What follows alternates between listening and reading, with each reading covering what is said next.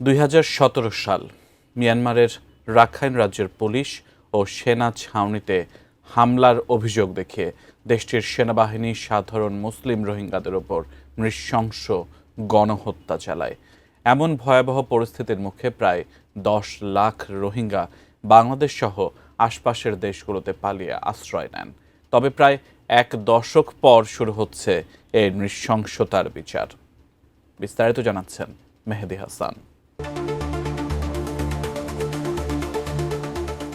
মিয়ানমারের রাখাইন রাজ্যের মুসলিম রোহিঙ্গা জনগোষ্ঠী, যাদের উপর চালানো হয়েছিল এই শতাব্দীর সবচেয়ে নারকীয় নৃশংসতা, হত্যা, ধর্ষণ, লুটপাট আর অগ্নিসংযোগ করে তাদের ভস্ম করে দেওয়া হয়।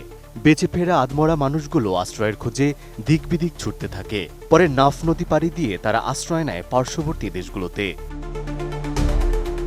প্রায় 1 দশক পর মিয়ানমারের সেই ধর্মীয় সংখ্যালঘু রোহিঙ্গা জনগোষ্ঠীর উপর চালানো নৃশংসতার বিচার শুরু হয়েছে জাতিসংঘের সর্বোচ্চ আদালত ইন্টারন্যাশনাল কোর্ট অব জাস্টিসে।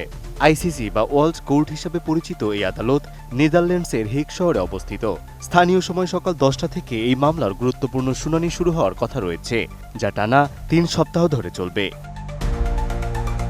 কোয়ালিটি সম্পন্ন আন্তর্জাতিক মানের still bar CSRM, committed for better still. মামলার প্রাথমিক তদন্তকারী দল হল UN independent investigative mechanism for Myanmar. দলের প্রধান নিকোলাস কোচিমান রয়টার্সকে নিশ্চিত করেছেন তারা গণহত্যার প্রকৃত কারণ, প্রমাণ এবং ন্যায় বিচার নিশ্চিতকরণের জন্য কাজ করবেন। রোহিঙ্গাদের এই সংকট শুরু হয় 2017 সালের জুলাই মাসে। তখন মিয়ানমারের রাখাইন রাজ্যের পুলিশ ও সেনা ছাউনিতে হামলার অভিযোগে দেশটির সেনাবাহিনী সাধারণ রোহিঙ্গাদের উপর ভয়াবহ অভিযান চালায়। সেই অভিযানে বেসামরিক রোহিঙ্গাদের উপর নৃশংস হত্যাযজ্ঞ, ধর্ষণ, লুটপাট ও অগ্নিসংযোগ চালানো হয়। এমন ভয়াবহ পরিস্থিতির মুখে পড়ে প্রায় 10 লাখের অধিক রোহিঙ্গা বাংলাদেশ সহ আশেপাশের দেশগুলিতে পালিয়ে আশ্রয় নেয়। বর্তমানে বাংলাদেশে তারা শরণার্থী হিসাবে বসবাস করছেন। জাতিসংঘের প্রাথমিক তদন্ত দল এই অভিযানকে সরাসরি গণহত্যা হিসাবে চিহ্নিত করেছে।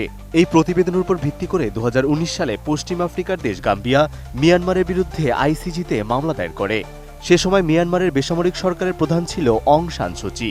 তিনি জাতিসংঘের তদন্ত প্রতিবেদন প্রত্যাখ্যান করে অভিযোগগুলোকে বিভ্রান্তিকর বলে মন্তব্য করেছিলেন। এরপর 2021 সালে মিয়ানমারের সামরিক অভ্যুত্থানের পর সুচি ক্ষমতাচ্যুত হন এবং বর্তমানে তিনি কারাগারে বন্দী রয়েছেন। বিভিন্ন মামলায় তার বিচার চলমান রয়েছে। আইসিজির প্রধান তদন্তকারী নিকোলাস কোজিমান বলেছেন, এই মামলা হবে আন্তর্জাতিক ন্যায় বিচার গণহত্যা সংক্রান্ত মামলা পরিচালনার একটি নজিরবিহীন ইতিহাস।